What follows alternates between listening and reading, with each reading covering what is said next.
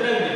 नंतर बघा पेशीतील CO2, आता CO2 आपल्या पेशीमध्ये CO2 आहे, मग हा CO2 म्हणजे काय कार्बन डायऑक्साइड, ठीक आहे, व अन्य उत्सर्जक पदार्थ रक्तात मिसळले. बघा आपल्याला डॉक्टर लोक इंजेक्शन देतात, आपण डॉक्टरकडे जातो समजा, ठीक आहे, बिमार पडलोय, डॉक्टरकडे गेल्यानंतर आपल्याला इंजेक्शन देत नाही, पण दुसरं काही झालं असेल तर डॉक्टर काय करतात आपल्याला रक्तामध्ये काय होतं इंजेक्शन देतात.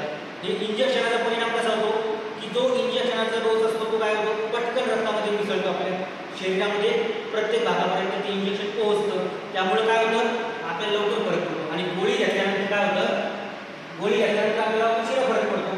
मग तसंच हा प्रकार पेशीतील CO2 व अन्य उत्सर्जक पदार्थ रक्तात मिसळले. तसंच कार्बन डायऑक्साइड रक्तात मिसळतो आणि उत्सर्जक पदार्थ सुद्धा रक्तामध्ये मिसळतो. नंतर शिरा, आता हा शिरा म्हणजे खायचा शिरा नाही, कोणता शिरा आपल्या शरीरामध्ये शिरा, ठीक आहे. मग बघा रक्त केशिका